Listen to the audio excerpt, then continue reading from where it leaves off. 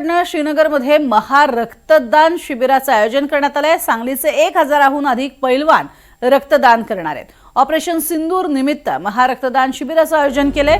उपमुख्यमंत्री एकनाथ शिंदेही यात सहभागी होणार आहेत।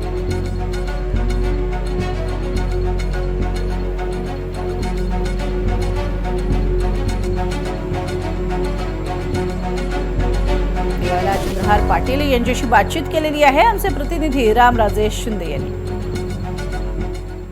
सीमेवर शौर्य गाजवणाऱ्या सैन्याला लाल मातीमध्ये शौर्य गाजवणारे पैलवान वेगळ्या पद्धतीनं सलामी देण्यासाठी श्रीनगरमध्ये आलेले आहेत, काश्मीरमध्ये आलेले आहेत चंद्रहार पाटील जे आहेत आणि त्यांच्याकडून जाणून घेऊयात की आजचा जे 2 दिवसाचा कार्यक्रम आहे तो कसा असणार आहे। मला सांगा की लाल मातीमध्ये तुम्ही गाजवलेलं आहे मैदान, एकीकडे सीमेवर संपूर्ण आपले जवान जे आहेत ते रक्त सांडतायत आणि त्यांच्यासाठी रक्तदानाचं तुम्ही आयोजन केलेलं आहे।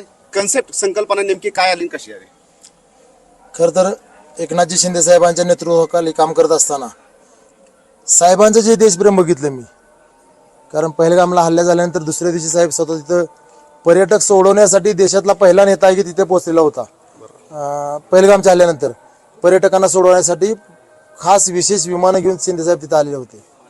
परवाच त्याच हल्ल्यामध्ये जो आदिल शाह नावाचा युवक जो मृत्युमुखी पडला त्याला आर्थिक मदत करून त्याचं घर बांधून देण्याची जबाबदारी ती पूर्ण झालेलं आहे। घर हे मला वाटतं 8-10 दिवसात उद्या कुटुंब सर्व साहेबांना भेटण्यासाठी येणार आहे।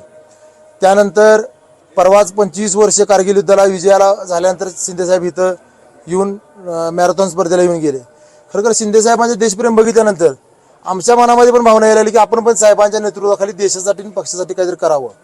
म्हणून सांगली जिल्हा शिवसेना पक्षाच्या वतीनं आम्ही 1000 नव्हे तर 1200 पैलवान आणि शिवसैनिक घेऊन आम्ही विशेष ट्रेन करून जम्मूमध्ये आले आहोत। आज 9 ऑगस्टचा दिवस आहे, क्रांती दिन आहे, रक्षाबंधन सारखा पवित्र दिवस आहे।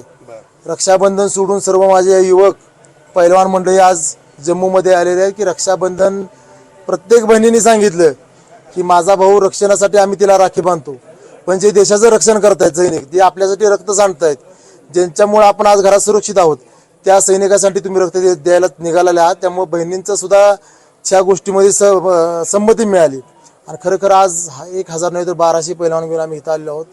आज ह्या दिवशी 9 ऑगस्ट रोजी जम्मू कमांड हॉस्पिटलमध्ये रक्तदान झालेलं आहे। एम्स हॉस्पिटलमध्ये जम्मूमध्ये रक्तदान झालेलं आहे आणि उद्या आदरणीय शिंदे साहेब इथं श्रीनगरमध्ये येणार आहेत। त्यांच्याबरोबर श्रीनगर कमांड हॉस्पिटलमध्ये आम्ही रक्तदान करणार आहे, स्वतः साहेब रक्तदान करणार आहेत। उद्या Srinagar command hospital, Jammu command hospital आणि उधमपूर कमांड हॉस्पिटल, त्याचबरोबर एम्स हॉस्पिटल, ह्या 4 ठिकाणी रक्तदान होणार आहे जवानांसाठी। ज्या जवानांनी आपल्यासाठी जे रक्त सांडतात त्यांच्यासाठी उद्या रक्तदानचा उपक्रम होणार आहे। बदललेलं काश्मीर कसं दिसतंय? खरं मी ज्या 20 वर्षापूर्वी आलेलो होतो ती परिस्थिती आणि आजची परिस्थिती खरं आज आमच्या महाराष्ट्रातल्या कुठल्या तरी शहरात आल्यासारखं मला भावना झाली। कारण ज्या 20 वर्षापूर्वी वय ही लहान होतं आणि इथली परिस्थिती बघितली तरी येताना आम्ही बसणं आलतो, पण इथून कधी माघारी जाईल अशी एक भावना आमच्या सर्व टीमची होती की कधी काय होते। पण आज खरं येत असताना एवढं समाधान वाटलं की महाराष्ट्रातल्या कुठल्या तरी शहरामध्ये आम्ही फिरतोय ही भावना झाली आणि खरं आज खूप बदल वाटतो 20 वर्षानंतर। एकनाथ शिंदे यांनी घोषणा केली होती की ते महाराष्ट्र भवन उभा राहणार, स्थापन करणार, त्यामुळे महाराष्ट्रामधले जे येथील लोक त्यांना पण तिथं थांबण्यासाठी सोय केली जाणार। ते त्या संदर्भात उद्या शिंदे साहेब बोलतील, काय होणार आहे ते शिंदे साहेब बोलतील याविषयी। बिलकुल, धन्यवाद आमची चर्चा केल्याबद्दल। खरं तर सीमेवरचे जवान असतील त्यांच्यासाठी हा एक सन्मान सोहळा म्हणून रक्तदान शिबिराचं आयोजन केलेलं आहे। एकनाथ शिंदे पण इथे येणार आणि रक्तदान केलं जाणार आहे। रामराजे शिंदे, NDTV, श्रीनगर, काश्मीर।